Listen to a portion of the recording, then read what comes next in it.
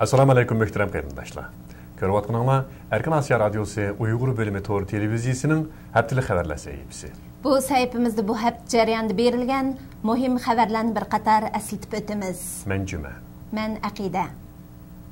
6 iyun Yaponiya saqchilari Tiananmen o'quvchilar harakati doirasida O'rkash davlatni qo'yib berdi. O'rkash davlat 4 iyun Tokio shahridagi Xitoy elchixonasi oldida qo'lga olingan edi.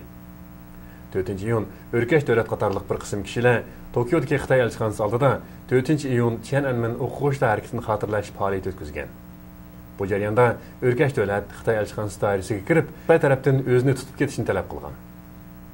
Xitoy taraf inkos qaytarmagandan keyin u Xitoy elchixonasiga Rishadkadan otlab kirishga uringanda Yaponiya saqchilari tarafidan qo'lga olingan edi. Xitoy hukumati 1989-yili O'rkash davlat ustidan tutish buyrug'i chiqargan. O'rkash bu qitim o'zini ma'lum qilib, Xitoyda sotlanish orqali o'zini aqlamoqchi va ko'rishmagili uzun bo'lgan ota-onasi bilan didorlashmoqchi bo'lgan.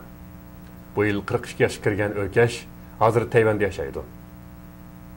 6 iyun Uyg'urlar Gollandiyaning Amsterdam shahrida o'tkazilgan millatlar madaniyat faoliyatiga qatnashib, Uyg'ur musiqalaridan ariyalar o'rinlagan. Bu faoliyatda Uyg'urlar Amsterdamda yashaydigan 176 millat deb qabul qilingan. Faoliyat Amsterdam shahridagi rayonlik xalq maydonida ilib berilgan. Bu kundagi madaniyat faoliyatida Uyg'urlarning naqshi usullari tunji bo'lib o'rinlangan. Uyg'urlar numr ko'rsatish jarayonida Uyg'urlarning milliy kimligi, navbatdagi ahvoli, siyosiy vaziyati va 5 iyul Urumchi voqeasini qisqacha tanishtirgan. Faoliyat soat 4gacha davomlashgan. Amsterdamning navbatdagi muvaqqat shahar boshlig'i Ashir Apandi qo'lda globusni tutib turib, Uyg'urlarning Amsterdamdagi 176 millat deb e'tirof qilinganligini e'lon qilgan. Uyg'ur elida bu yil 4 iyundan buyon 6 qatimliq nopus aniqlash boshlangan.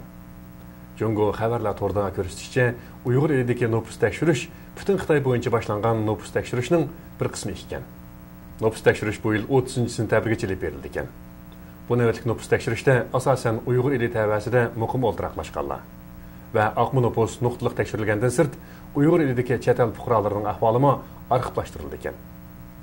2009-yillik sonliq ma'lumotlarga qaraganda Uyg'ur elining navbatdagi umumiy nopusi 21 milliondan oshgan. Bularning ichida Xitoy millatining nisbati 1950-yillardagi 5 yoki 6% dan eshib 41% ga yetgan. Uyg'urlarning nisbati aslidagi ko'p sonliqdan tuvallab, navbatdagi 45% ga tushib qolgan edi. 2010-yili 6-oyning 9-kuni Dunyo Turk minbari nomi ostida Istanbulda yig'in o'tkazildi. Yig'inni Turk Asiya strategiya tadqiqot markazi uyushtirgan.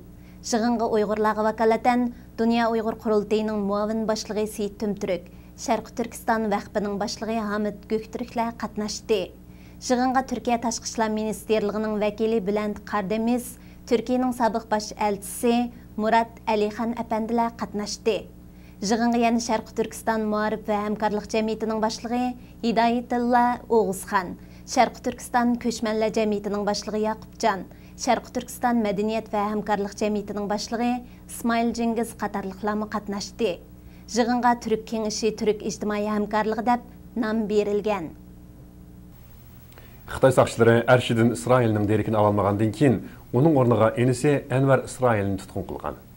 Hozir u Qo'rg'os naisi Qo'sh eriq qamoqxonasida tutib turilmoqda. 5-iyul voqeasiga bog'lanib tutqun qilingan Shuhrat Tursun bultur 9-oyning 18-kuni Qo'rg'os naisidagi Qo'sh eriq qamoqxonasida urib o'ldirilgan edi. Bu voqea radiomiz orqali dunyoga oshkorlangan va Amerikaning bu yillik inson haqlari doklatiga kirgizilgan edi. Ma'lum bo'lishicha, Xitoy saqchi doiralari Arshidan Isroilni Shuhrat Tursunga aloqador uchurlarni xalqaroga oshkorlagan degan gumon bilan tutmoqchi bo'lgan. Saqchilar Arshidan Isroilning derekini qilolmagandan keyin uning o'rniga enisi Anvar Isroilni tutib ketgan. Go'rog tutilgan Anvar Isroilning xonimi Asiya Qurbonova Qozog'iston fuqarosi. Ularning 2 qizi bor bo'lib, Anvar Qozog'istonga qaytib kelolmagandan keyin uning qizlari dadasini sig'inib yig'lashga boshlagan. Anvar Isroilning qachon qo'yib berilganligi hozircha noma'lum.